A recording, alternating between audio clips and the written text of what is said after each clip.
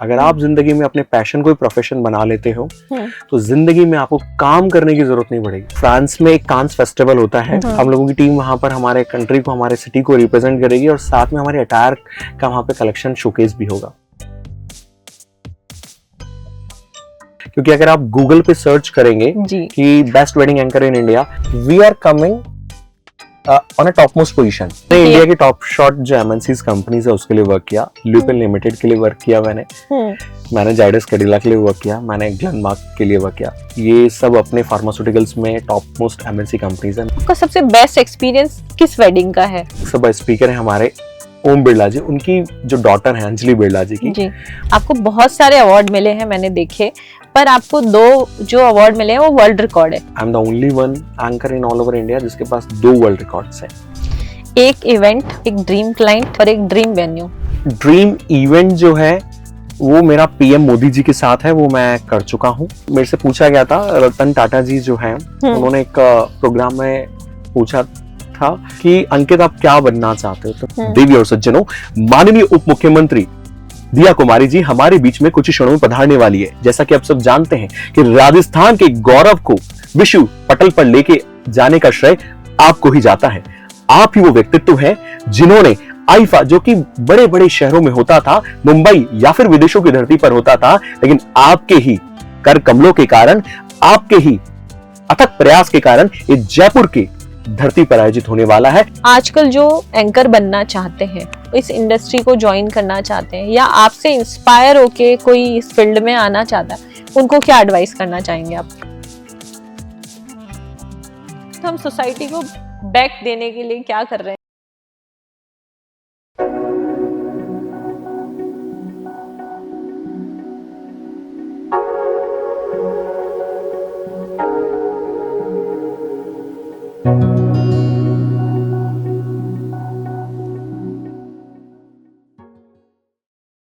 आप सबसे पहले मुझे स्टार्ट में वहीं ले जाओ, 2002 से ही शुरू करेंगे हम।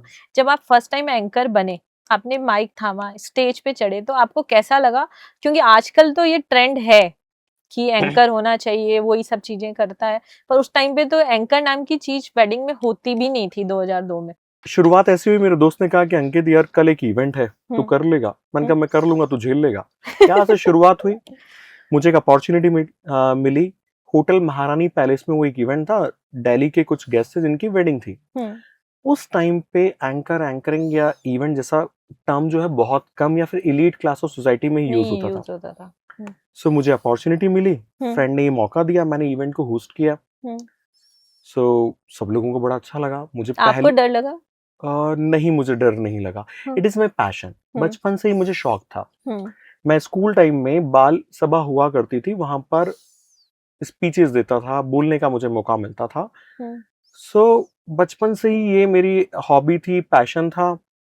उस दिन भी मुझे डर तो नहीं लगा, बट जब मैंने इवेंट पूरा होस्ट कर लिया तो लोगों ने मुझे अप्रिशिएट किया, कॉम्प्लीमेंट्स दिए, तो मुझे लगा, मैंने कहा यार ये तो अच्छी चीज है, लोग तारीफ कर रहे हैं। क्योंकि वो तारीफ जो होती है ना, अप्रिसिएशन, वो एक तरह का नशा होता है। ठीक है, वो लग जाए तो फिर उसके बाद आपको छोड़ने का मन नहीं करता। तो उसके बाद में फिर मुझे 800 रुपीज मिले 2002 में। 2002 में। सो मैंने फादर को लाके दिए नेक्स्ट डे। मैंने कहा पापा जी, कल मैंने है ना एक इवेंट होस्ट किया था और मुझे 800 रुपीज मिले, ये मेरी लाइफ की फर्स्ट सैलरी है। सो ये मैं आपको प्रेजेंट करता हूँ। सो उन्होंने कहा बेटा मुझे तुझे एंकर नहीं बनाना, you should become a doctor, engineer, industrialist. आप उद्योगपति बनिए, अच्छा बिजनेस कीजिए। My father is a businessman. So मैंने कहा पापा बनना तो एंकर है, तो मुझे एंकरिंग अच्छी लगती है। बोले नहीं बेटा, कुछ अच्छा काम करो। क्योंकि उस टाइम पे एंकरिंग नाम से कुछ हुआ नहीं करता था। और जैसे एक बार एक कवि से, जो कि आज के इंडिया के टॉप मोस्ट कवि हैं, पोएट है, उनसे पूछा गया आप काम क्या करते हो? बोले मैं कवि हूँ। बोले नहीं नहीं, कमाने के लिए क्या करते हो? तो उस टाइम पे पेड सर्विसेज में इनको नहीं माना जाता था। सो और पैसे भी नहीं मिलते थे इतने, तो मुझे लगा कि क्या करें। पेरेंट्स कह रहे हैं कि डॉक्टर बनना चाहिए, इंजीनियर बनना चाहिए सभी की तरह, तो मैंने कहा ठीक है, वो सही कह रहे हैं। सो फिर मैंने बायो लिया, कोटा गया, स्टडी की, एग्जाम क्रैक किया। सो मेडिकल कॉलेज में एडमिशन हुआ। प्राइवेट कॉलेज था, मेरा एम एसएमएस था, फिर मैंने छोड़ दिया। मैंने कहा नहीं यार, एसएमएस ही लेंगे। फिर मुझे लगा डीआई बन जाते हैं, ड्रग इंस्पेक्टर बन जाते हैं, तो मैंने बी फार्मेसी में एडमिशन ले लिया। जी, इसके साथ आप एंकरिंग कर रहे थे? एंकरिंग तो कंटिन्यूअसली चलती रही मेरी, ठीक है। हॉबी थी वो मेरी। बी फार्मेसी कंप्लीट करता उससे पहले मेरा सिलेक्शन हो गया कैंपस इंटरव्यू के थ्रू, हम्म, फार्मा कंपनी में जॉब लग गई। हम्म, सो 2000 तक मैं पहुंच चुका था। 2002 से 2010 में तक इवेंट चलते रहे। जब मौका मिला, जिसने बुलाया, मैंने इवेंट होस्ट किया। हम्म, लोग तारीफ करते, हम्म, मैं कहा ठीक है, काम चल रहा था। 2010 में जब मेरी जॉब लग चुकी थी, मुंबई में मैं था, तो उस कंपनी में मेरे सीनियर ने कहा, यार अंकित कल एक इवेंट है। मैंने कहा सर बताइए। बोले एंकर चाहिए, एंकर मिल नहीं रहा। मैंने कहा सर मैं होस्ट कर लूँ अगर आप कहें तो। बोले बेटा तेरे बस की बात नहीं है, तुझसे ना हो पाएगा। ओहो। मैंने कहा ठीक है सर, कोई बात नहीं, कर हम्म, लीजिए किसी अच्छे को। तो फिर रात को फोन आया, अंकित कोई नहीं मिल रहा, आप ही कर ले रहे। जी। मैंने कहा ठीक है, मैं कर लेता हूँ, आपको कोई नहीं मिल रहा। तो मैंने जब इवेंट होस्ट किया, so after completion of event he came to me and said कि अंकित आप जॉब छोड़िए। मैंने कहा और सर ये क्या गलती कीजिए। हो गई? बोले you are not made for job, आप जाइए टीवी एफएम रेडियो वहां पर वर्कआउट कीजिए।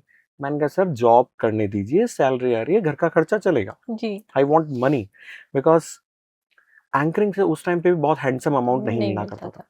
हम्म, फिर उसके बाद में मैंने कहा सर रहने दो, जॉब करने दो। हम्म, मेरे इवेंट चलते रहे। हम्म, उस वक्त मुझे समझ में आ गया कि yes I can do it, hmm, लोग मुझे पसंद करते हैं। चलता रहा चलता रहा चलता रहा, और कभी पीछे मुड़ के देखने को मिला नहीं। एंड फिर इंडिया के बहुत सारे सेलिब्रिटीज़ के साथ वर्क करने का मौका मिला, चाहे वो बॉलीवुड स्टार गोविंदा हो, या फिर अन्ना हजारे जी हो, हेमा मालिनी जी हो, बहुत सारे लोगों के साथ काम करने का मौका मिला। कभी ज़िंदगी में पीछे मुड़ के देखा नहीं, लोगों का इतना प्यार मिला। हम्म, एंड इसी पैशन को मैंने मेरा प्रोफेशन बनाया। हम्म, और मैं ये कहता हूँ हमारे सभी दोस्तों से, अगर हम्म, आप जिंदगी में अपने पैशन को प्रोफेशन बना लेते हो, हम्म, तो जिंदगी में आपको काम करने की जरूरत नहीं पड़ेगी, आप लाइफ हम्म, को एंजॉय करोगे। जी। यही मेरी लाइफ का मूल मंत्र है। तो आपने 3000 प्लस इवेंट किए, हम्म, ठीक है? तो उन 3000 इवेंट में आपके वेडिंग के भी हैं, कॉर्पोरेट के भी हैं, गवर्नमेंट में भी हैं। हम भी गवर्नमेंट इवेंट में ही मिले थे एक प्रकार हम्म। से। तो आप किस में ज्यादा एंजॉय करते हो? मैं हर मोमेंट को एंजॉय करता हूँ। हम्म, मेरे लिए हर इवेंट एक एंजॉय करने का अपॉर्चुनिटी है। हम्म, मेरे लिए कोई क्लासिफिकेशन नहीं है कि वेडिंग को एंजॉय करता हूँ या कॉर्पोरेट को एंजॉय करता हूँ, हम्म, या फिर गवर्नमेंट इवेंट को एंजॉय करता हूँ, सोशल इवेंट को एंजॉय करता हूँ। मेरे लिए वो एक इवेंट है। हम्म, और सबसे अच्छी बात क्या रही, कि मैं एक खुशकिस्मत इंसान हूँ कि मुझे हर तरह के इवेंट को होस्ट होस्ट करने करने का की मौका अपॉर्चुनिटी मिला। मिली। जनरली क्या होता है कि कोई भी व्यक्ति होता है, वो एक पर्टिकुलर सेगमेंट के लिए वर्क करता है। मैं अगर बात करूँ तो मैंने इंडिया की टॉप मोस्ट वेडिंग्स को होस्ट किया है। हम्म, मैं अगर कॉर्पोरेट इवेंट्स की बात करूँ तो इंडिया के टॉप मोस्ट कॉर्पोरेट कंपनीज के लिए हम लोग काम कर रहे हैं। जी, सोशल इवेंट्स, गवर्नमेंट इवेंट्स, ये सारे मुझे होस्ट करने की अपॉर्चुनिटी मिली। मैंने मेडिकल कॉन्फ्रेंसेस को होस्ट किया। हम्म, सो शायद ही ऐसा कोई टाइप हो जिसको हमने होस्ट ना किया हो। हम्म, क्रिकेट कमेंट्री की बात करूं, हम्म, क्वाइट इवेंट्स की बात करूं, जो कवि सम्मेलन होते हैं, हम्म, हमने गहू पूजन तक के इवेंट्स को होस्ट किया, हमने ऑनलाइन इवेंट्स को होस्ट किया। जब सारी दुनिया कोविड टाइम में रुक गई थी, हम्म, जब लग रहा था कि इवेंट्स अभी नहीं होंगे, हमने उस वक्त सुबह दिन और शाम इवेंट्स को ऑनलाइन इवेंट्स के थ्रू होस्ट किया।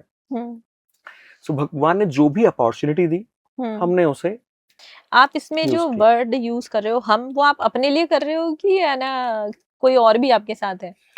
देखिए, जब आप चलते हैं, शुरुआत करते हैं, तो आप अकेले होते हैं। हाँ, लेकिन जब आप धीरे धीरे आगे बढ़ते जाते हैं तो आपकी एक जी, टीम हो जाती है। आज सब शायद अंकित खंडेलवाल को जानते हैं, हम्म, उस ब्रांड को जानते हैं, बट मेरे पीछे पूरी एक टीम रहती है जो पूरा वर्कआउट करती है। लाइक मैं आज यहाँ हूँ, सो किस दिन मैं कब कहाँ जाऊँगा, मेरा हम्म, ट्रैवल स्केड्यूल, मैं कहाँ स्टे करूँगा, कौन सा इवेंट कब है, हम्म, उसकी क्या स्क्रिप्टिंग होनी चाहिए। तो we have our own team जो हम्म, सब कुछ मैनेज करती है। Ankit Khandelwal is a face जो जाता है इवेंट में, होस्ट करता है इवेंट को, हम्म, बट उसके पीछे पूरा एक एंटायर सिस्टम है। हम्म, लाइक मैं कौन से इवेंट में कौन सा अटायर पहनूंगा, उसके लिए हमारे पास फैशन डिजाइनर्स हैं, जी। And we have the unique fashion collections. हाँ, मैंने देखा आपका इंस्टा पूरा एकदम टोटल डिफरेंट, किसी में भी सेम नहीं है वो। नहीं मिलेगा क्योंकि हमारी जो टीम है, हाँ, they are doing the R&D, hmm, right. France में एक कांस फेस्टिवल होता है, जी, right. So soon our team is going to represent our country over there. हम हम्म, लोगों की टीम वहाँ पर हमारे कंट्री को, हमारे सिटी को रिप्रेजेंट करेगी, और साथ में हमारे अटायर का वहाँ पे कलेक्शन शोकेस भी होगा कांस में। कांस में। हाँ, बस रीजन क्या है ना, 1 और 1.5 years बैक हमारी टीम ने कॉन्सेप्ट सोचा हम्म, कि सबसे बड़ा एक इशू क्या है, मतलब मार्केट में वैक्यूम क्या है? फीमेल्स के पास बहुत सारे ऑप्शंस हैं, आप मेकअप कर सकते हैं, आप बहुत सारे आपके पास में एसेसरीज होती है, आप उसको यूज वियर कर कर सकते हैं। सकते हैं। बट मुझे रियलाइज हुआ कि मेल्स के पास में हम्म, जो एसेसरीज कलेक्शन है वो शायद थोड़ा कम होता है एज कम्पेयर टू जी फीमेल्स, ऑप्शन थोड़े से कम होते हैं। वहीं पे हमने अपॉर्चुनिटी फाइंड आउट की कि क्यों ना मेल्स के अटायर्स के लिए वर्क किया जाए। जी। सो स्टार्टिंग में प्रॉब्लम आई कि क्या करोगे, मेल्स के पास कुछ ऑप्शंस नहीं है, अपॉर्चुनिटीज नहीं है। हम्म, सो धीरे धीरे धीरे करके टीम ने वर्कआउट किया, मेहनत लगी, R&D किया, और अब ऐसे ऐसे अटायर्स वो लोग बना रहे हैं, हम्म, 3D अटायर्स बना रहे हैं, जो कि इंडिया में शायद रेयरेस्ट केस में आपको मिलेंगे, हम्म, जिसकी तारीफ दिया कुमारी जिसे लेके इंडिया के टॉप शॉट लोगों ने की है। एंड उसमें 22 कैरेट गोल्ड से वर्क किया हुआ है। ओके। सो बहुत यूनिक है, and we are representing our art and culture and Rajasthan tourism. हम लोग ओके, उसको हमारी अटायर के थ्रू रिप्रेजेंट कर रहे हैं। तो उसी जितने भी अटायर आज तक आपने पहने हैं उसका एग्जीबिशन होने वाला है कांस में? डेफिनेटली। मतलब आप वहाँ पे कांस में अपने कल्चर को थ्रू आपके अटायर्स रिप्रेजेंट करने वाले हो? डेफिनेटली, मतलब हम लोग हमारे अटायर के थ्रू भी हमारे कल्चर को, हमारे art and culture and Rajasthan tourism को रिप्रेजेंट कर सकते हैं। वाह, ग्रेट। एक मेरा अटायर है जिसकी तारीफ इंडिया के टॉप शॉट लोगों ने की है। सो उसमें क्या है, यहाँ पर तो मोर बने हुए 3D में, हाँ, ओरिजिनल मोर है, मतलब हाँ, वुडन के बने हुए। पीछे उसमें जयपुर की जो पपेट होती है वो है। हाँ, यहाँ पर हवा महल है, और यहाँ पर एक और मॉन्यूमेंट है। सो जो यहाँ पर ड्रेस बने हुए हैं वो 22 कैरेट से बने हुए हैं, पीछे ओरिजिनल पपेट है। सो बेसिकली ये हमें हमारे आर्ट एंड कल्चर की याद दिलाता है, हम्म। एंड टूरिज्म को प्रमोट करता है। तो आप मतलब इस मूवमेंट को जब जी रहे होते हो, क्योंकि मेहनत तो बहुत सारे लोगों की होती है, जैसे मूवीज में भी हम देखते हैं कि हमें दिख तो ऋतिक रोशन रहा होता है, पर ऋतिक रोशन के पीछे की जो मेहनत है, पूरी मूवी के अंदर काम करने वाले 4000 लोगों की मेहनत है, पर वो दिख रहे होते हैं। उस मूवमेंट को आप खुद कैसे एंजॉय करते हो?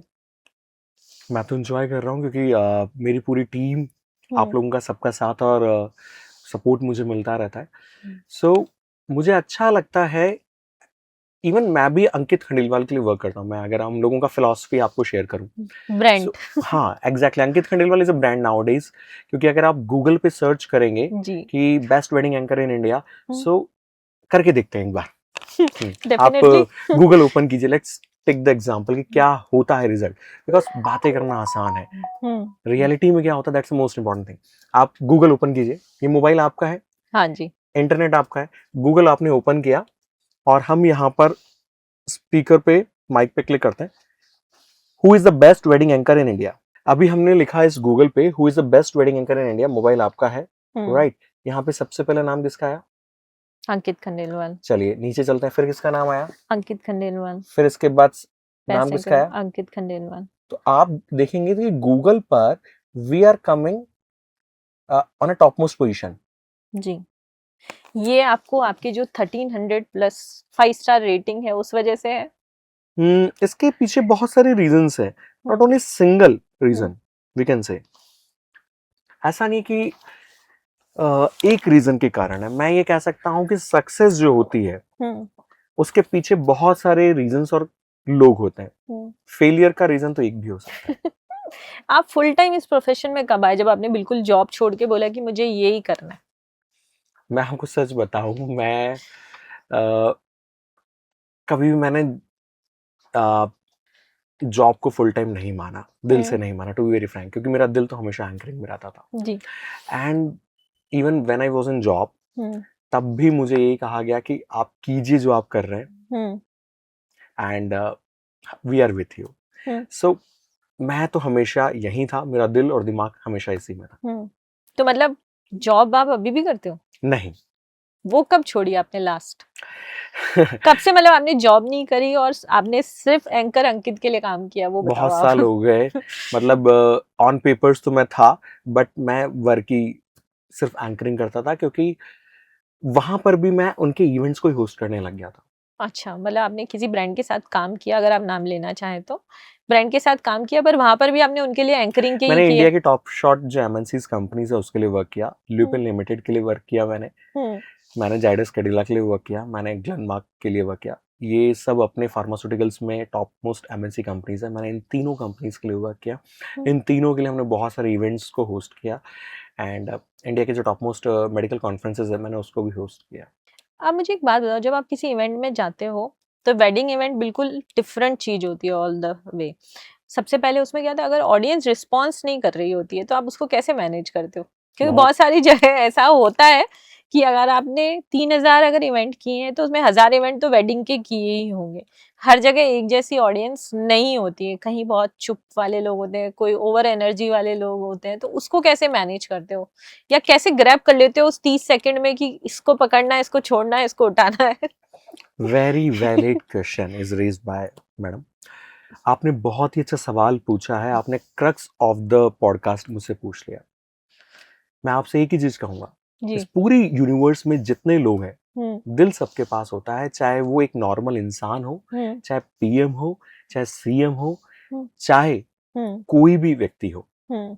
अगर आप हम्म। दिल से बात करोगे तो हम्म। दिल तक जरूर जाएगी, और हम्म। सही और जेन्युइन बात करोगे तो। क्योंकि दूल्हा दुल्हन है ना, उससे ज्यादा मोस्ट इम्पोर्टेंट आप होते हो वहां पे। लोगों को आपसे भी इंटरेक्ट करके मजा आ रहा होता है, तो उनसे भी ज्यादा इवेंट में सबसे ज्यादा मजा आपको ही आ रहा होता है, क्योंकि आप अट्रैक्शन के पॉइंट होते हो मेरे हिसाब से। Yes, you are absolutely right. Hmm. Because क्या होता है, मास्टर ऑफ सेरेमनी जो है ना, हम्म। ही और she is the point of attraction, hmm. And पूरे इवेंट की कमान उनके हाथों में होती है। हम्म। वो चाहे किसी भी डायरेक्शन में इवेंट को ले जा सकते हैं। हम्म। म- मतलब मास्टर ऑफ सेरेमनी चाहे तो इवेंट में जान डाल सकते हैं, अदरवाइज इवेंट की जान। तो he is the main driver of that event, hmm. जो कि इस पूरे इवेंट को ड्राइव करता है। That is the reason anchors are called as master of ceremony. Hmm. They are the masters of that particular ceremony और event। हम्म। वो उस इवेंट को किसी भी डायरेक्शन में लीड कर सकते हैं। Hmm. So it is the most important role and responsibility in hmm. Any kind of event.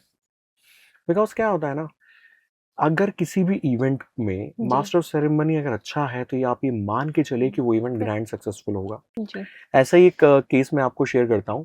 एक बार सैमसंग का एक इवेंट था, दिल्ली की बात है। जी। सो एचआर हेड ने मुझे बुलाया कि अंकित भाई आप आइए, एक बात करनी है आपसे। मैंने कहा बोलिए प्लीज। बोले देखिए, आपने हमारे लिए बहुत सारे इवेंट्स होस्ट किए हैं, मुझे कोई इशू भी नहीं है, I know you can do it, but आज का जो इवेंट है वो सीईओज का इवेंट है, जिनके अंडर 2-2 कंट्रीज, 3-3 कंट्रीज, हम्म। जो 5-5 कंट्रीज को मैनेज करते हैं, जी। Right. So as being as the CEO वो हमारी नहीं सुनते, आपकी क्या सुनेंगे। मैंने कहा ठीक है, कोई बात नहीं, hmm. Thank you very much for your trust. मैंने उनको ये बोला, मैंने कहा ठीक है, I hmm. Will try my level best कि मैं कुछ अच्छा कर पाऊँ। बोले ठीक है, but please take care, because वो सीईओ हैं, वो हमारी नहीं सुनते, आपकी क्या सुनेंगे। और नाराज हो गए तो और दिक्कत है। नाराज हो गए तो तो और बस दिक्कत दंड हो जाएगा। है। सो उनकी एचआर हेड की भी जॉब चली जाएगी। सो 7 o'clock इवेंट स्टार्ट हुआ। 7:11 पे उस पूरे बैंक्वेट में ठहाकों की आवाज आने लगी कि वाह अंकित भाई, once more. So after completion of the event HR head called me कि अंकित भाई कैसे किया। सो मैंने कहा, चाहे वो सीईओ हो या कोई भी हो, दिल उनके पास भी होता है। आप जेन्युइन बात कीजिए, जो दिल से कही हुई बात वो दिल तक जाती है, और सामने वाला 1001% रिस्पॉन्ड करेगा। जहां पर भी आपने ओवर एक्टिंग या जिसे कहते हैं ना कि 30 मार्का बनने की कोशिश की, ऑडियंस को आर्टिफिशियल फ्लेवर पसंद नहीं आते, बी नेचुरल, रियल। जो आप हो, रियलिस्टिक, रियल रहो। या जो हो सही बात, सीधी बात करो, ऑडियंस आपको दिल से पसंद करेगी। यही मेरा मूल मंत्र है। मैं जो हूं, जैसा हूं, सही बात करता हूं और अच्छी बात करता हूं। जब सही, अच्छी और सही टाइमिंग पे आप दिल बात को करते वैसे हो ही ना, पसंद आ जाती है। बहुत अच्छी। आप कुछ भी, वो कहता है ना, फैंकालॉजी मत कीजिए प्लीज। तो अब जब ये किसी इवेंट का आपको इनविटेशन मिलता है तो आप स्क्रिप्टिंग करते हैं कि वहीं पर जाके सब डिसाइड करते हैं, इम्प्रोवाइज करते हैं? ओके, तो बेसिकली क्या होता है, over a period of time आपको वो चीजें समझ में आने लग जाती है कि कोई भी इवेंट है। तो जैसे मान लीजिए कि we can take example destination wedding. तो डेस्टिनेशन वेडिंग में आपको पता होता है कि आपको कैसे करना है। 3-4 इवेंट्स, एक कॉमन इवेंट्स है, हल्दी कार्निवल हो गया, संगीत सेरेमनी हो गया, बारात ऑन व्हील्स हो गया, वरमाला हो गया। 4 to 5 इवेंट्स ये कॉमन है जो हर वेडिंग में होते हैं। So we know it very well कि कैसे करना है क्रैक, उस वक्त टाइमिंग क्या होगा। बट क्या होता है, एक एंकर क्या होता है ना, उनको सारा नॉलेज होना चाहिए। एंकर के लिए एंकरिंग इट्स अ जिसे कहते हैं ना कि बेसिक थिंग है, उसको तो हटा ही दीजिए आप। एंकरिंग के अलावा आपको बहुत सारी चीजें जो मैनेज करनी है। इम्प्रोवाइज करना ही पड़ता है आपको वहां पर, मैं है ना? जैसे आपको बताऊं, लोग कहते हैं एंकर का काम है एंकरिंग, मैं कहता हूँ ठीक है, उसके आगे बढ़िए। एंकर को वहां पे मैनेजमेंट संभालना है, एंकर को वहां पे as a smile booster work करना है कि लोगों के चेहरे पे स्माइल कैसे है। कोई भी कैओस हो जाता है वहां पे, मिसमैनेजमेंट हो जाता है, वो एंकर की रिस्पॉन्सिबिलिटी है कि एंकर को उसको मैनेज करना है। मान लीजिए कि बहुत बार मेरे साथ हुआ है कि वेडिंग इवेंट चल रहा है या कोई भी इवेंट चल रहा है, बारात ऑन व्हील्स है, बारिश आ गई, एंकर कांट डू एनीथिंग कि वो बारिश को रोक सके, बट बारिश हो रही है वहां पर बारात ऑन व्हील्स में, एंकर वहां पे क्या कर सकता है वो भी मैं आपको शेयर करना चाहूंगा। वो वहां पे गाना प्ले करवा सकता है, टिप टिप बरसा पानी, मतलब according to situation anchor has taken the decision कि यस यहाँ पर क्या किया जा सकता है जिससे उस पूरे माहौल में लोगों के चेहरे पे स्माइल आए। That is the role and responsibility of real anchor. मतलब बारिश को नहीं रोक सकता एंकर, आंधी तूफान को नहीं रोक सकता, लेकिन लोगों के चेहरे में उस सिचुएशन में भी स्माइल कैसे लेके आ सकता है, that is the work of real anchor. यहाँ पे अब बारात ऑन व्हील्स की बात चल रही है तो उसी के बारे में बात करते हैं। आपने इतनी मैरिज या वेडिंग की है, आपका सबसे बेस्ट एक्सपीरियंस किस वेडिंग का है? क्योंकि पर्सनल फेवरेट भी होता है, कुछ दिल को छू जाता है, ऐसा बारात ऑन व्हील्स का कोई किस्सा सुनाइए। बहुत सारे है इवेंट्स पर हैं, कोई एक लेकिन बढ़िया। सच बताऊं कि मेरा हर एक इवेंट दिल के करीब रहता है। आई ऑलवेज ट्राइड कि हर इवेंट के अंदर जो लोगों का एक्सपीरियंस हो वो वाव हो, एंड मोर देन 100% हो। We don't work for 100%, we work for more than 100%। Lok Sabha speaker जो ऑनरेबल लोकसभा स्पीकर है हमारे ओम बिरला जी, उनकी जो डॉटर है अंजलि बिरला जी की, उनकी वेडिंग को होस्ट करने का मुझे मौका मिला। मैं उनके घर रहा, वहां पे जब मैंने इवेंट को होस्ट किया, हल्दी कार्निवल जो था उसके अंदर साउथ इंडियन थीम थी। सो साउथ इंडियन थीम में उनकी एक इच्छा थी कि अंकित भाई आप बिल्कुल एक ऐसा अटायर होना चाहिए बिल्कुल साउथ इंडियन लगे। सो उस अटायर को देखेंगे साउथ इंडियन है। तो जो डॉक्टर अमिता बिरला जी हैं जो कि ऑनरेबल लोकसभा स्पीकर की वाइफ है, उनकी इच्छा थी कि अंकित भाई जो आपका अटायर होना वो साउथ इंडियन होना चाहिए। तो मैं आपको शेयर करना चाहूंगा, जो मेरी ड्रेस है उस पे शर्ट पे भी ओरिजिनल कोकोनट लगे हुए थे, जो जूतियां थी उस पे भी कोकोनट लगे हुए थे। वहां से हमें एक अपॉर्चुनिटी मिली या थॉट प्रोसेस क्लिक किया आइडिया कि हमें अटायर पे वर्क करना चाहिए। उसके अलावा वहां पे जो वरमाला मैंने होस्ट की तो वहां पर उस वेडिंग वेन्यू पे 4 मंदिर बनाए गए थे, नॉर्थ ईस्ट साउथ और वेस्ट। वो लोग भगवान को और सनातन धर्म को बहुत मानते हैं। सो बहुत कुछ सीखने को मिला। अभी एक रिसेंटली अल्सीसर में हमने बारात ऑन व्हील्स होस्ट की थी, उसमें बारिश आ गई, तो उसी का मैंने किस्सा आपको सुनाया, वो रियल किस्सा है। तो मैंने वहां पर गाने बजवाए, आज ब्लू है पानी पानी पानी पानी पानी पानी, टिप टिप बरसा पानी, ठीक है। सो वहां पे बारिश ने एक एड ऑन फ्लेवर, मतलब और ज्यादा एक्साइटमेंट डेवलप किया, रेज किया। सो ये होता है कि आप सिचुएशन कोई भी हो, आपको उसको मैनेज करना आना चाहिए और लोगों के चेहरे पे आपको स्माइल लेके आनी। इट इन एनी केस कुछ मतलब समटाइम्स ऐसा मेरे साथ हुआ, अचानक से किसी भी टेक्निकल रीजन से साउंड सिस्टम बंद हो गया, माइक चलना बंद हो गया या लाइट चली गई, बिकॉज टेक्निकल एरर ग्लिचेस कहीं पर भी आ सकते हैं। वो मेरे कंट्रोल में नहीं है एज बीइंग एज एंकर या मास्टर ऑफ सेरेमनी कि किसी भी रीजन से कोई भी टेक्निकल ग्लिच आ गया, बट मेरे हैंड्स में क्या है, मेरे हाथों में क्या है कि मैं उस वक्त, जैसे अभी एक रिसेंटली एक इवेंट था, उसमें अचानक से जेनसेट जो है बंद हो गया टेक्निकल ग्लिच के कारण, कुछ देर के लिए लाइट चली गई।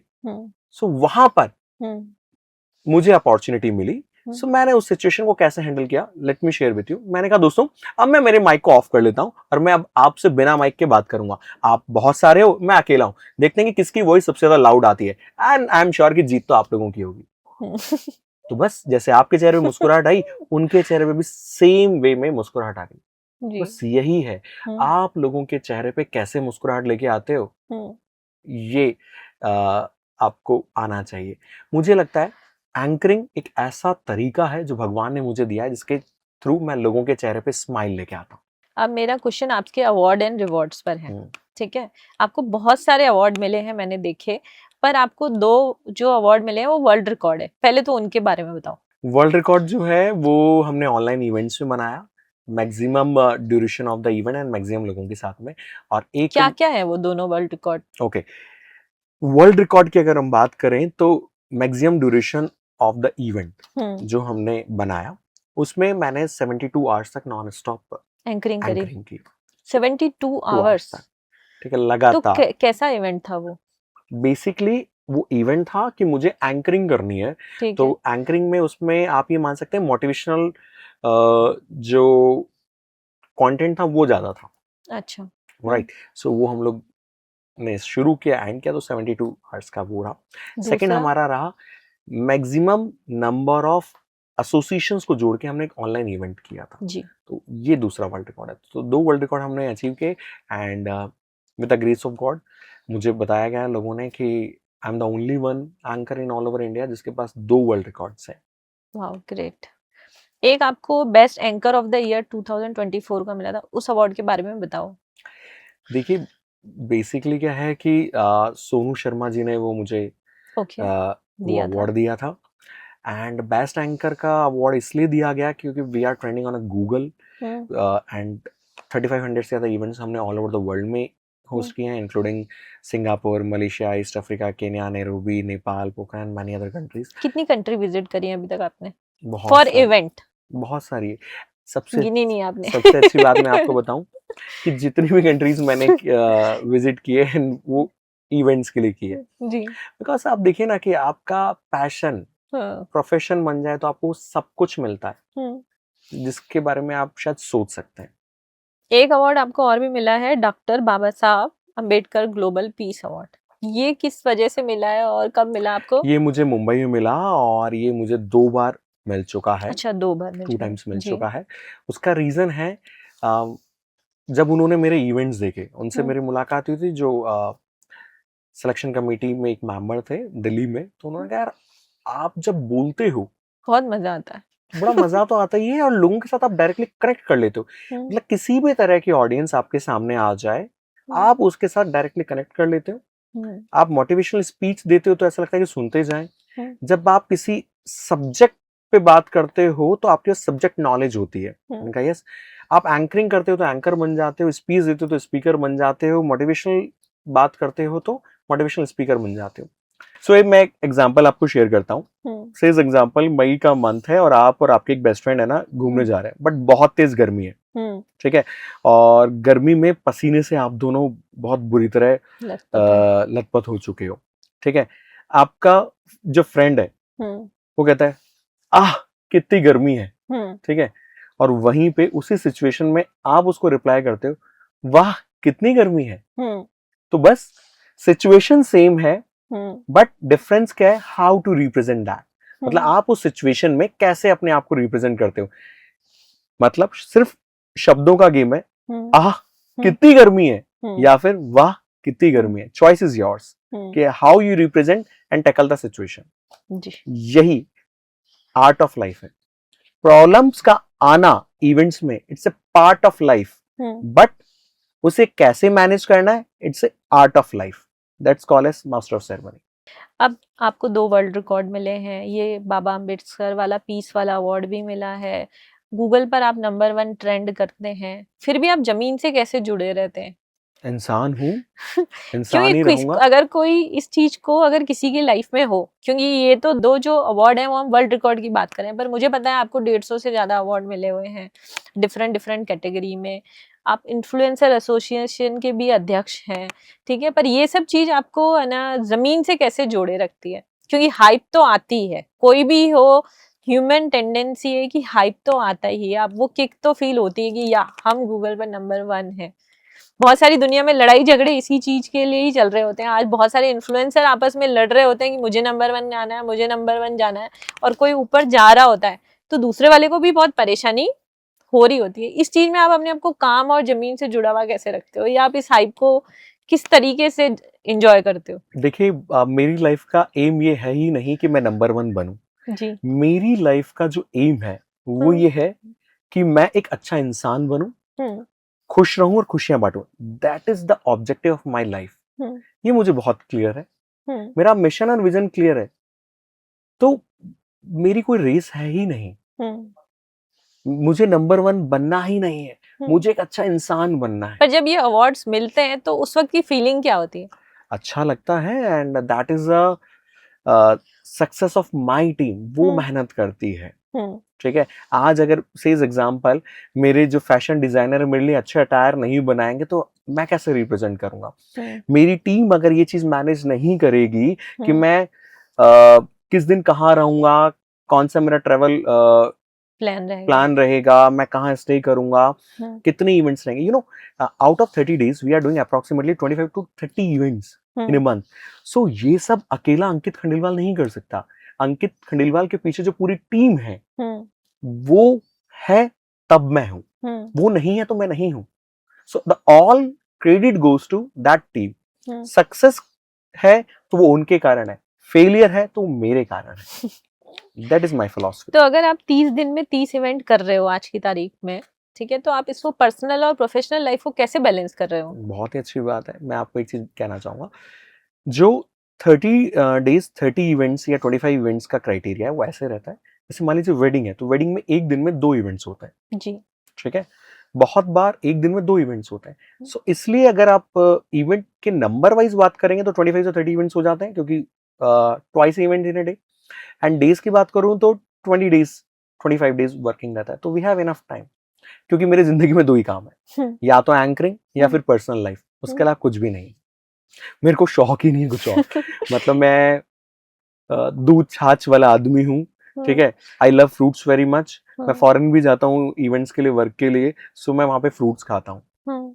तो बस ये है, my life is very simple. Family life manage हो जाती है। बहुत अच्छे से हो जाती है। हम्म, जब आप खुश रहते हैं तो आपके सब कुछ मैनेज हो जाता है। हम्म, जब अपने पैशन को फॉलो करते हैं तो सब कुछ मैनेज हो जाता है, क्योंकि उसके अलावा काम ही नहीं है। हम्म। मैं काम करता ही नहीं, मैं तो सिर्फ लाइफ को एंजॉय करता हूँ। मैं खुश रहता हूँ और खुशियां बांटता हूँ। That's it. तो आप इतने सारे लोगों की जीवन में खुशियां बांटते हो, उनकी खुशियां जीते हो, क्योंकि जब आप एक इवेंट एंकर करते हो तो आप उनकी खुशियां भी जी रहे हो, क्योंकि वो लोग जितना खुश होते हैं हमें वहीं से किक मिलती है और हम उतना अच्छा बेहतर परफॉर्म करते हैं। तो पर्सनल लाइफ में और प्रोफेशनल लाइफ में कैसे डिफरेंट कर पाते हो? फिर जब नॉर्मल लाइफ होती है तब वो किक कहाँ से आती है, कैसे होता है मतलब?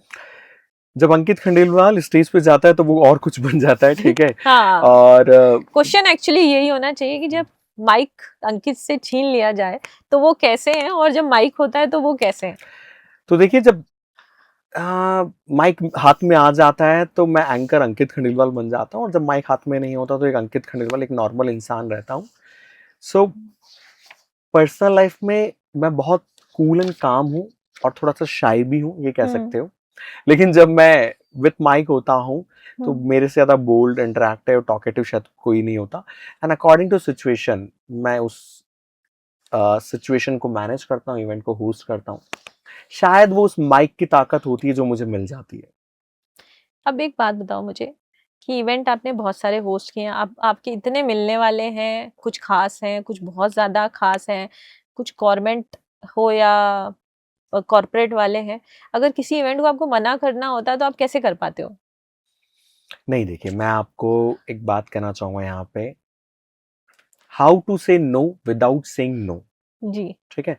जिंदगी में मैंने जैसे आपको मेरा फिलॉसफी शेयर किया है, जो कहो वो सच कहो, हम्म, जेन्युइन कहो। हम्म, कभी भी गलत, झूठ नहीं कहना। हम्म, हमारी लाइफ में, मतलब मेरी लाइफ में बहुत क्लियर है। हम्म, सो अगर ऑलरेडी मैं उस दिन कहीं ऑक्यूपाई हूँ, hmm, so I can say very politely कि सर, मैं उस दिन अवेलेबल नहीं हूँ, मैं आउट ऑफ जयपुर हूँ। हम्म, फिर भी मैं ट्राई करता हूँ, लेट मी ट्राई कि क्या सिचुएशन में हो सकता है।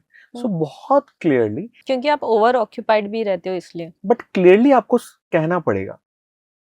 2 सिचुएशन है। हम्म। एक आप कहिए कि ठीक है, मैं आपका भी कर लूंगा, उनका भी इवेंट होस्ट कर लूंगा, एक सिचुएशन है, और मैंने 10 लोगों को बोल तो वो तो दिया। एंड प्रोफेशनल नहीं हुआ वो। एग्जैक्टली हम्म, यही रीजन है कि लोग अंकित खंडेलवाल पे ट्रस्ट करते हैं, हम्म, अंकित खंडेलवाल को एक ब्रांड मानते हैं, ठीक है। एंड वो ये कहते हैं कि अगर अंकित खंडेलवाल किसी इवेंट में है तो वो इवेंट ग्रैंड सक्सेसफुल है। समटाइम्स मैं लोगों से जैसे बात करता हूँ या सुनने को मिलता है, वो कहता है आप इस इवेंट में आ रहे हो इसलिए हम आ गए, क्योंकि हमें पता है कि वो इवेंट बहुत अच्छा होगा, मैनेज होगा और सब कुछ अच्छे से होगा। सो ये लोगों का ट्रस्ट है एंड लोगों का प्यार है।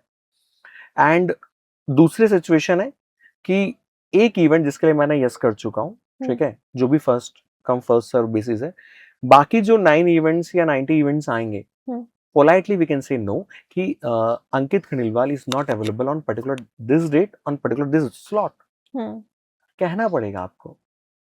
और जैसे है ना, कोई इवेंट ऐसा है जिसने आपकी वजह से अपनी शादी या इवेंट को पोस्टपोन किया हो? बहुत सारे ऐसे इवेंट्स हैं।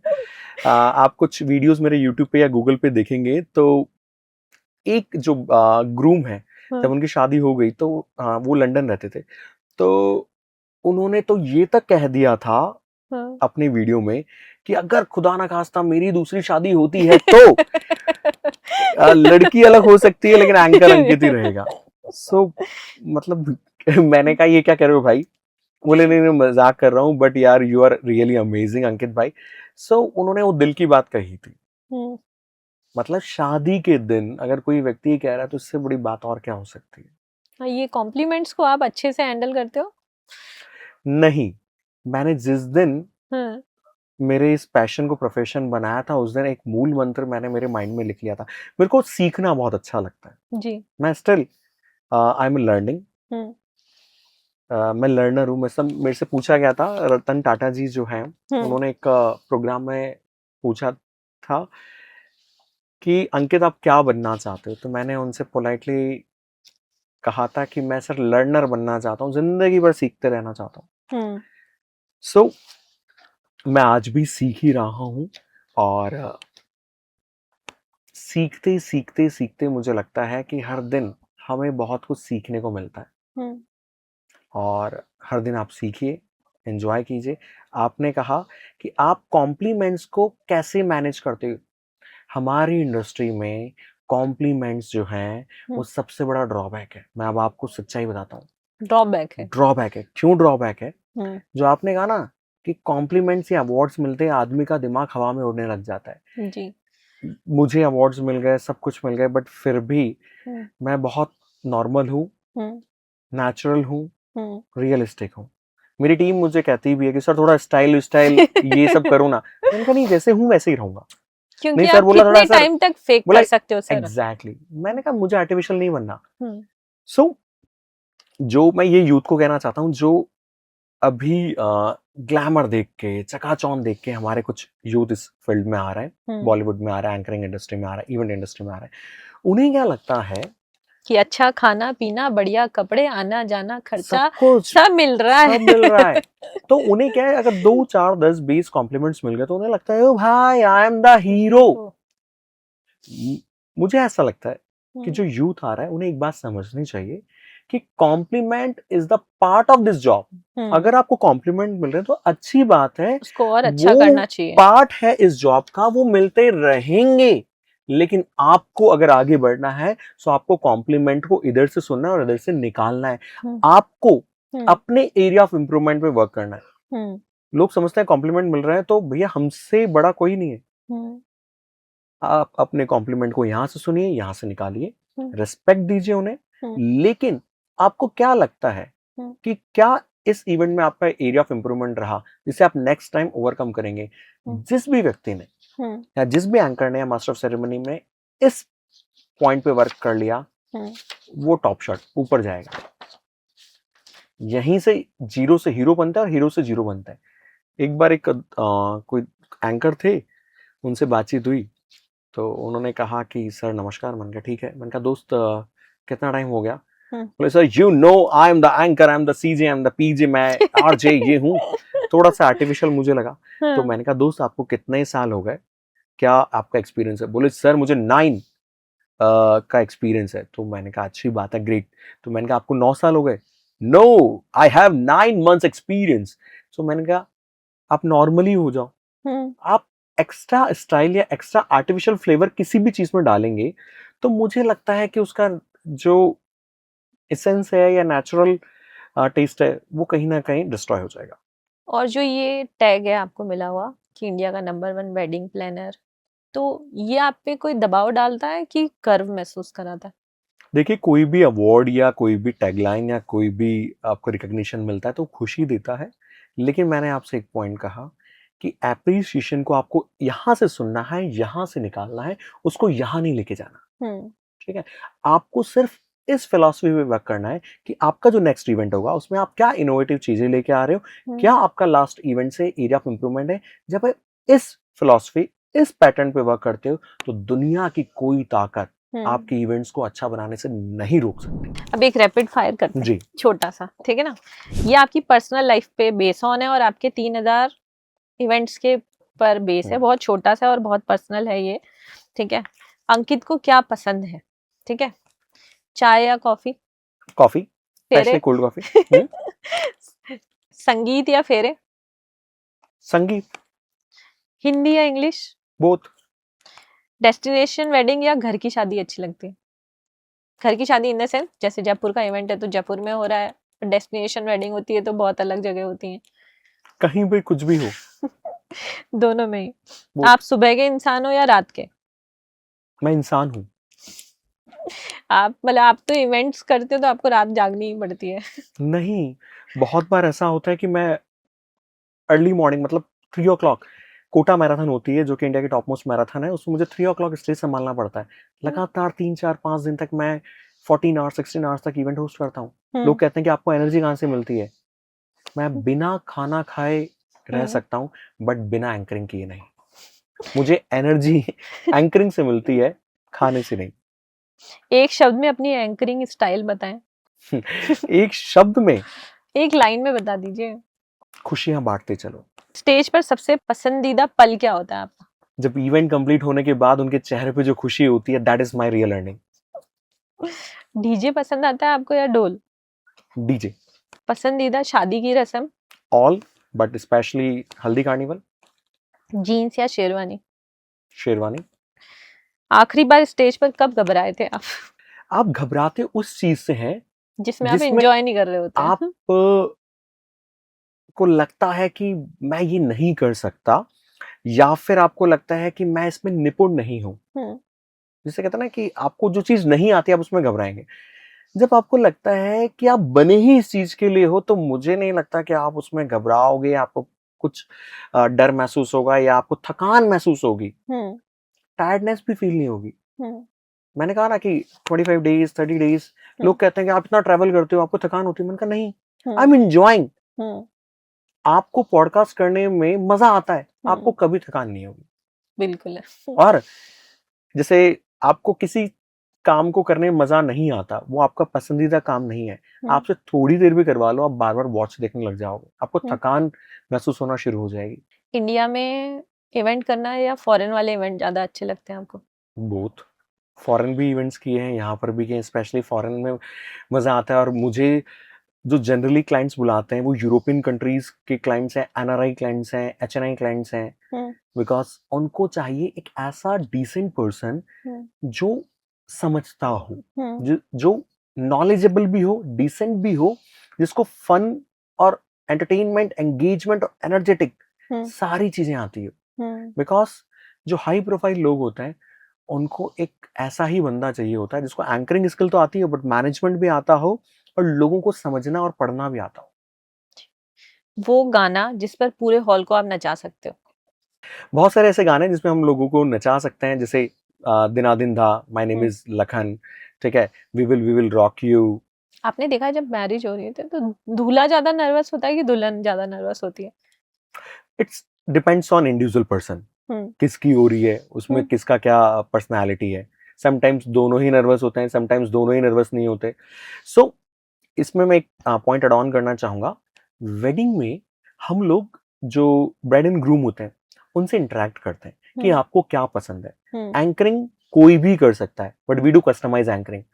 मान लीजिए ब्राइड एंड ग्रूम दोनों नर्वस है, दे डोंट वांट कि अंकित भाई आप हमसे डिस्कशन मत करना, इंटरेक्शन मत करना, कोई सवाल नहीं पूछना, तो हम नहीं पूछेंगे। ऐसा नहीं है कि मुझे तो एंकरिंग आती है तो मैं तो पूछूंगा। मैं वहां पे दोनों के चेहरे पे स्माइल लाने के लिए गया हूं, इसलिए नहीं कि दोनों को परेशान करो। This is the difference between the anchor and Ankit Khandelwal.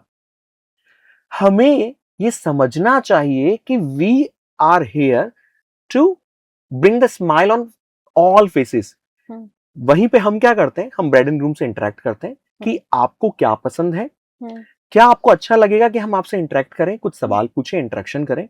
अगर वो कहेंगे यस तो वी विल आस्क, अगर वो कहेंगे नो कि अंकित भाई आप प्लीज हम दोनों से कुछ मत पूछेगा, क्योंकि आप एक सिचुएशन को समझिए।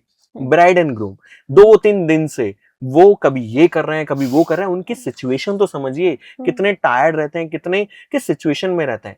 हर रस्म में फिर ड्रेस चेंज करना, फिर मेकअप, फिर ये करना, फिर फोटोशूट। उनकी सिचुएशन को समझिए। कुछ ब्राइड एंड ग्रूम बहुत बोल्ड होता है, वो कहता है कि नहीं आप हमसे बहुत इंटरेक्शन कीजिए, बहुत सारी चीजें पूछिए। So according to bride and groom we customize the anchoring and the things. तो ये पहले से स्क्रिप्टेड है कि इम्प्रोवाइज करते हो आप वहां जाके? नहीं, हम लोग इंटरेक्ट करते हैं, हम लोग जूम कॉल पे उनसे अच्छा, बातचीत करते हैं। बिल्कुल इवेंट के वक्त नहीं, उससे बहुत पहले ही सब कुछ उससे बहुत डिस्कशन? पहले जब सारी चीजें फाइनलाइज हो जाती है, जब उसके बाद हम लोग उनके साथ इंटरेक्ट करते हैं कि what you want from us. हम लोग उनसे इंटरेक्ट करते हैं, पूछते हैं कि आपको क्या पसंद है। क्योंकि वो लोग भी बहुत सारी वेडिंग्स देखते हैं उस टाइम पे, उनको भी चाहिए कि मेरे इवेंट में ये हो, ऐसा हो, वैसा हो। आजकल पूछते बहुत हैं। डिमांडिंग है ये चीज भी। नहीं, हम पूछते हैं। हमारा सिस्टम बहुत क्लियर है। हमें क्या आता है उससे मतलब नहीं है, आपको क्या चाहिए। सामने वाले को क्या पसंद है हाँ। वो दीजिए। यही सबसे बड़ा डिफरेंस है। एंकर एंकरिंग करेगा। अंकित खंडेलवाल में क्या डिफरेंस है, अंकित खंडेलवाल हर चीज कस्टमाइज करता है। वो ये देखता है कि सामने वाले को क्या पसंद है, उन्हें क्या चाहिए, वहां के ऑडियंस कैसे हैं, एनआरआईज हैं, इंडियंस हैं, कोलकाता वाले हैं, राजस्थानी हैं, गुजराती हैं। गुजराती हैं तो उनको गरबा पसंद है। सो देखिए, गलती ये नहीं है कि रसगुल्ला अच्छा है या गुलाब जामुन। सामने वाले को क्या पसंद है। अगर रसगुल्ला पसंद है तो we should serve rasgulla, gulab jamun पसंद है तो we should serve gulab jamun. इसमें रसगुल्ले और गुलाब जामुन की गलती नहीं है। बस यही डिफरेंस है। हमें पता होना चाहिए कि सामने वाले को कैसे जीतना है और अपना बनाना है। This is the art of anchor and anchoring. आपके करियर का यादगार शहर, जिसने सबसे ज्यादा इवेंट जिस शहर में आपने करे हो? जयपुर। 3 शब्द जो आपको बयां करें। अब तो आपको ये शब्दों में ही बताना पड़ेगा। 3 वर्ड्स। एक अच्छा इंसान, ठीक है, और खुश रहना और खुशियां बांटना। एंकरिंग ये पूरा अल्टीमेट जो एम है ना, वो खुशियों का है। समझिए इस चीज को। आप इवेंट कर रहे हैं, आप चाहते हैं, चाहे वो वेडिंग हो चाहे कॉर्पोरेट इवेंट हो, आप चाहते हैं कि सामने वाले के चेहरे पे स्माइल लेके आना। अब मैं आपको एक चीज बताऊं, मान लीजिए कि आप एग्जाम्पल कोई सा भी ले सकती हैं, पॉलिटिकल इवेंट चल रहा है, तो कोई मिनिस्टर आने वाले हैं, तो जो एंकर है उनको कंटेंट, उनके पास कंटेंट होना चाहिए उस मिनिस्टर से रिलेटेड। अगर मान लीजिए कि डिप्टी सीएम आ रही है और एंकर के पास में वो सारा कंटेंट है कि उन्होंने क्या कुछ अच्छा किया, जैसे मान लीजिए दिया कुमारी जी, छोटी चौपड़ पे उस वक्त रात शाम का वक्त था और वो एज ए चीफ गेस्ट थी, सीएम साहब भी आने वाले थे, और उस टाइम ये था कि आईफा होने वाला है जयपुर में जी। मैं स्टेज पे था, मैंने वो खास बातें लोगों के साथ शेयर की। देवी और सज्जनों, माननीय उप मुख्यमंत्री दिया कुमारी जी हमारे बीच में कुछ क्षणों में पधारने वाली है। जैसा कि आप सब जानते हैं कि राजस्थान के गौरव को विश्व पटल पर लेके जाने का श्रेय आपको ही जाता है।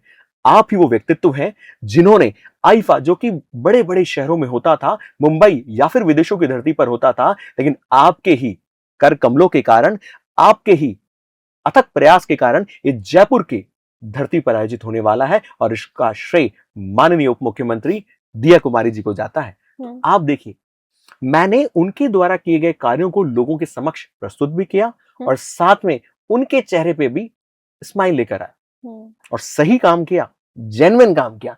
यही एंकरिंग है। एक मेरा क्वेश्चन ये है कि जैसे आपको इतने अवार्ड्स मिले, रिवॉर्ड्स मिले, पैसा तो बाय प्रोडक्ट होता ही है, मनी बाय प्रोडक्ट। बस यही तो खास बात है कि पैसा बाय प्रोडक्ट है। लेकिन शायद कुछ लोग ये समझते हैं कि हम पैसे के लिए काम कर रहे हैं। मैं पैसे के लिए काम नहीं करता। मैं भी नहीं करती हूँ, मेरे लिए पैसा बाय प्रोडक्ट है। मुझे लगता है जो मैं कर रही हूँ वो 100% राइट होना चाहिए, अच्छा होना चाहिए, अगले को अच्छा फील होना चाहिए, मुझे अच्छा फील होना चाहिए। आज के 10 साल बाद अगर मैं पीछे मुड़ के देखूँ तो मेरे मन में ऐसा नहीं हो जाए कि मैंने इसके साथ धोखा किया था। चाहे वो मेरी लाइफ का कोई भी पर्सन हो, वो इस तरीके से मुझे कभी भी याद ना रखे कि इसने मेरे साथ कुछ चीटिंग करी है। क्योंकि पैसा क्या है, आज जो 10,000 रुपए की वैल्यू है ना, आज के 2 साल बाद वो 10,000 की वैल्यू नहीं होगी, बहुत ही मामूली होगा। तो 10,000 रुपए के लिए भी किसी को चीट करना, इवन 1 रुपीज के लिए भी किसी को चीट करना, वो गलत ही होता है मेरी नजर में। मैं आपको एक लाइव एग्जांपल शेयर करता हूँ। अभी रिसेंटली एक वेडिंग थी अनंतारा में, ठीक है। वहां पर जब मैं विदा ले रहा था, हम्म, तो जो ब्राइड की मदर थी, हम्म, जिन्होंने बहुत सारे मेरे इंटरव्यूज लिए थे, मेरा उसके बाद सिलेक्शन किया था, हम्म, तो उन्होंने एक चीज कही, बोले अंकित जी मैं आपको एक बात कहना चाहती हूँ। मैंने कहा कहिए। बोले हमने बहुत सारे एंकर्स के इंटरव्यूज लिए थे हम्म, और उसमें सबसे ज्यादा प्राइस आपकी थी। हम्म, तो मैंने कहा फिर मुझे क्यों सेलेक्ट किया, जब प्राइस मेरी ज्यादा थी तो आप किसी और को कर लेते। बोले नहीं, हम्म, जो वर्क हमने आपका देखा, जो प्रोफाइल आपकी देखी, जो इंटरेक्शन का तरीका हमने आपका देखा, हम्म, सो हमें रियलाइज हुआ नहीं, value for money. Value for money, price ज्यादा होने के बावजूद भी हम्म, हमने आपको सेलेक्ट किया। Hmm, and after completion of event, मैं हम्म, आपको एक बात बताती हूँ। बोले मेरी जो समधन है उनको हर कोई पसंद नहीं आता, ठीक है, आप पसंद आ गए, आप में कुछ खास बात है।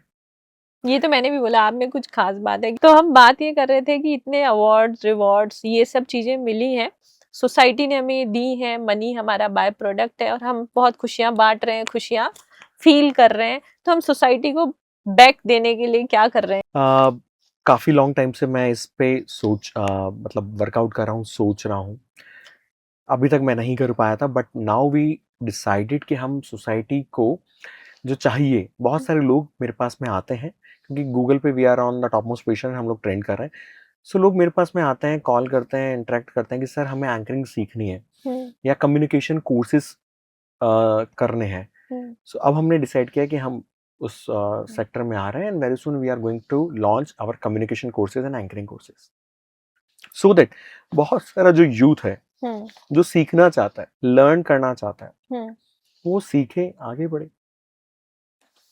हम चाहते हैं और भी अंकित खंडेलवाल बने, केवल एक ही अंकित खंडेलवाल ना रहे। बहुत बहुत बड़ी मार्केट है। बहुत सारे लोगों का माइंडसेट वैसा होता है कि मैं बेस्ट हूँ, हर जगह मुझे ही अवेलेबल होना चाहिए, ठीक है, पर ऐसा होता नहीं। इतना बड़ा मार्केट है ना, अगर आप काम करना भी चाहोगे ना, अगर रोज भी अगर आपको काम मिल रहा है ना, तो भी काम खत्म नहीं होने वाला, इतना बड़ा मार्केट है।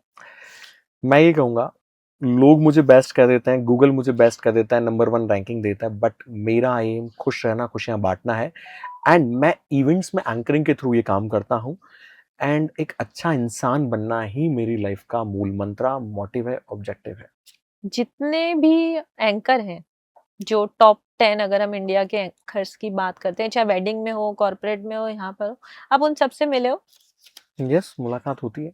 उनका और आपके माइंडसेट में एक जैसा होता है कि अलग होता है? क्योंकि आप किसी के साथ बैठते हो तो आपको उनका माइंडसेट पता पड़ता है। कभी आपने उनके साथ इंटरेक्ट किया हो तो? बहुत सारे फ्रेंड्स हैं जिनके साथ इंटरेक्शन करते हैं, बातचीत करते हैं। देखिए, मैं आपको एक बात कहूंगा, हम्म, कोई भी इंसान हम्म, डॉक्टर, इंजीनियर, एंकर बनता है, ये प्रोफेशन बाद में बनता है, हम्म, ठीक है। पहले वो एक इंसान होता है, हम्म, और कोई भी इंसान अपने हम्म, कैरेक्टरिस्टिक को कभी नहीं छोड़ पाता, हाँ, ठीक है।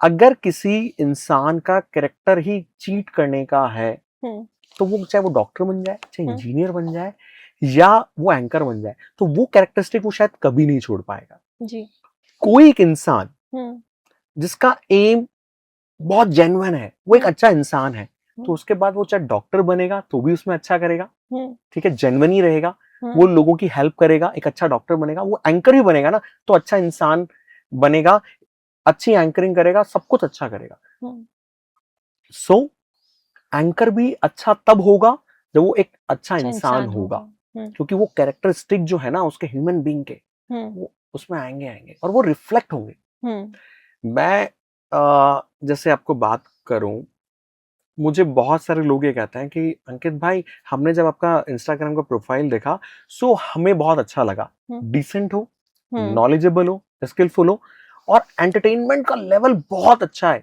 हम्म, एनर्जी बहुत हाई है, हम्म, एंगेजमेंट लेवल बहुत अच्छा है, हम्म, और साथ में जो शायद कुछ लोग करते हैं, वल्गैरिटी या फिर ये सारी चीजें मेरे उस सेक्टर में या फील्ड में नहीं आती। हो सकता है कुछ लोग करते हो, बट मैं नहीं करता। As being as my choice, my persona, my personality, मुझे लगता है खुशियां स्प्रेड करने के बहुत सारे तरीके हो सकते हैं, गलत तरीके ही हम क्यों यूज करें। शायद ये डिफरेंस मुझ में है। आप जब उन एंकर से मिलते हो, बेसिक चीजें तो सभी लोग वही करते हैं, माइंडसेट आपको लगता है कि उनका कुछ अलग होता है कि सेम माइंडसेट से सब लोग काम कर रहे हैं? माइंडसेट हर इंसान का अलग होगा, हम्म उनका माइंडसेट कुछ अलग होता है। हम्म मतलब हर इंसान का ही माइंडसेट अलग होगा। सोनू शर्मा जी हैं, जब आप उनसे मिले, मैंने आपकी वो रील भी देखी, ठीक है, जो उन्होंने बोला कि अगर अंकित जी हैं तो मुझे क्यों बुलाया है, ठीक है। जब आप ऐसे मिलते हो और वो आपके लिए इस तरीके का रील भी बना के देते हैं, वो भी बहुत कम लोगों के अंदर वो माइंडसेट होता है कि मैं किसी और को क्यों प्रमोट करूं, ठीक है। तब उस चीज को आप कैसे करते हो, मतलब? देखिए समझिए, ये इंडस्ट्री बहुत बड़ी इंडस्ट्री है। आप अगर ये सोचें कि एक एंकर पूरे वर्ल्ड वाइड सारे इवेंट को होस्ट कर सकता है, नॉट एट ऑल पॉसिबल।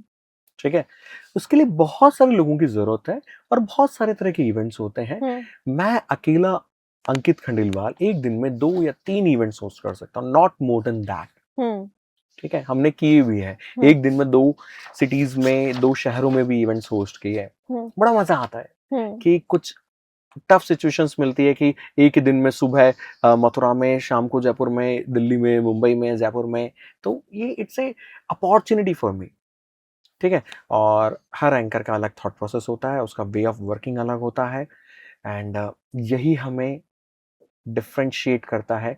या लोगों का, जैसे बॉलीवुड ले लीजिए, हर एक्टर अलग अलग तरीके से काम करता है ना, सेम वे हम भी अलग अलग तरीके से काम करते हैं। बट आपको हो सकता है अक्षय कुमार पसंद हो क्योंकि उनका पर्सनैलिटी अच्छा है, उनका काम करने का तरीका अच्छा है। मेरा फेवरेट सलमान खान। सलमान खान आपको पसंद है तो अब आप एक चीज बताओ मुझे कि इतना सारा कॉम्बिनेशन और इतनी सारी चीजें होने के बाद आप आजकल जो एंकर बनना चाहते हैं, इस इंडस्ट्री को ज्वाइन करना चाहते हैं, या आपसे इंस्पायर होके कोई इस फील्ड में आना चाहता है, उनको क्या एडवाइस करना चाहेंगे आप? दोस्तों, मैं आपसे यही कहना चाहूंगा कि सबसे पहले एक अच्छा इंसान बनिए, सीखिए, जितना हो सके सीखिए, क्योंकि learning is the key of earning. हम सब, इंक्लूडिंग मी आल्सो, हम लोग अर्निंग पे फोकस करते हैं, शायद लर्निंग उसमें पीछे रह जाती है। अगर आप लर्निंग पे फोकस करोगे तो दोस्तों, अर्निंग की कोई लिमिट नहीं है। तो बस यही कहूंगा, सीखते रहिए, क्योंकि हर इवेंट से आपको कुछ ना कुछ सीखने को मिलेगा। जब तक आपकी लर्निंग चालू है तब तक आपकी अर्निंग चालू रहेगी। और कभी भी एप्रिसिएशंस को, मतलब जो आपको तारीफ मिलती है ना, उसको दिमाग में मत बैठाना दोस्तों। जिस दिन आपने करना शुरू कर दिया उस दिन खेल खत्म है। आप जीरो से हीरो बन जाओगे, लेकिन हीरो से जीरो भी बनने में आपको टाइम नहीं लगेगा। और एक चीज को आप बहुत अच्छे से समझ लेना, जो भी आर्टिस्ट होते हैं ना, उनका एक लाइफ स्पैन होता है, वो बहुत शॉर्ट होता है। आप कभी भी परमानेंट सुपरस्टार बने नहीं रह सकते, इस चीज को समझना। तो आपको अपने फाइनेंस को मैनेज करना आना चाहिए। ऐसा नहीं कि आपको 2-3 मंथ्स में आपने बहुत सारा पैसा इकट्ठा कर लिया, आपने बहुत अच्छा अर्न कर लिया, तो आप अपने आप को टॉप ऑफ द टाउन समझने लग जाए। ठीक है, आपका जो थॉट प्रोसेस है ना, वो ग्राउंड लेवल पे, मतलब आपके जो पैर है ना, वो जमीन पे होने चाहिए। इस चीज को समझिएगा। एरोप्लेन है, वो टेक ऑफ करता है, हवा में उड़ता है, लेकिन लैंड होने के लिए उसको वापस से जमीन ही चाहिए होती है। जब आप इस चीज को समझ गए ना, तो बस लाइफ इज इजी। एक इवेंट, एक ड्रीम क्लाइंट और एक ड्रीम वेन्यू जो अभी भी आपके बकेट लिस्ट में बाकी है। ड्रीम इवेंट जो है वो मेरा पीएम मोदी जी के साथ है, वो मैं कर चुका हूँ, ऑलरेडी कर चुके हूँ। कहाँ पर किया था? जयपुर है। Okay. ड्रीम क्लाइंट मेरे पीएम मोदी जी हैं, बट उनके कोई फैमिली में है नहीं जिनकी मैं वेडिंग होस्ट कर सकूं। सो बेसिकली क्या है कि लोकसभा स्पीकर जो हैं ओम बिरला जी, उनकी बेटी की शादी को होस्ट करने के मुझे अवसर मिला, तो मैंने उस शादी को होस्ट किया। And dream venue is my USA, जहां पर मैं इवेंट होस्ट करना चाहता हूँ।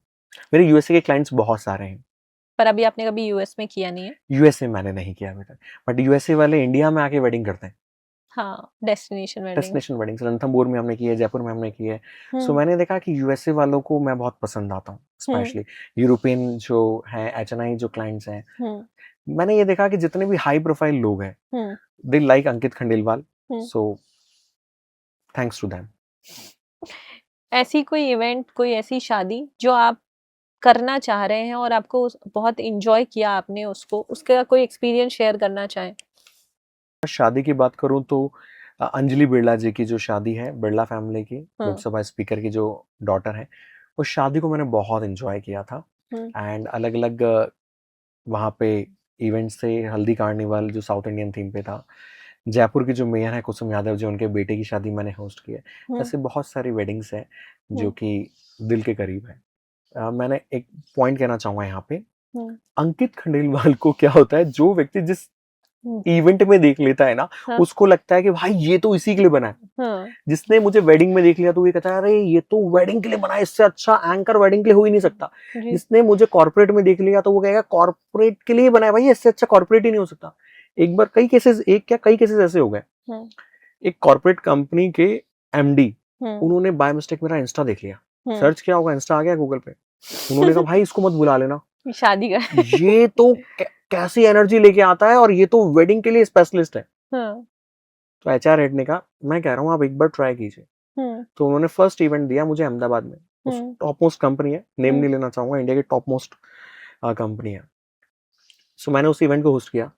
इवेंट खत्म होने से पहले एमडी ने कहा जो हमारे अगले इवेंट्स है ना सारे इंडिया के, वो इनको दे दीजिए और इनसे टाइम ले लीजिए, अगर इनके पास टाइम स्लॉट हो तो इवेंट ऑर्गेनाइज करना।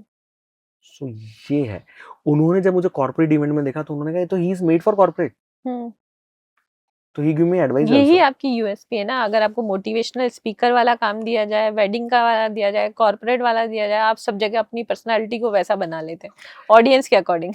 बस यही एक अच्छे एंकर की कैरेक्टरिस्टिक होती है, क्योंकि ऑडियंस मेरे हिसाब से सबका दिल एक जैसा ही होता है, बस वो माहौल का फर्क होता है कि आप किस माहौल में बैठे हैं और किस मूड सेट से उसके अंदर आए हैं, उस इवेंट के अंदर। आपने एक सवाल पूछा कि अंकित भाई ऑडियंस तो सारी अलग होती है, इवेंट सारे अलग होता है, लेकिन आप तो सेम हो, आप कैसे दिल जीतते हो?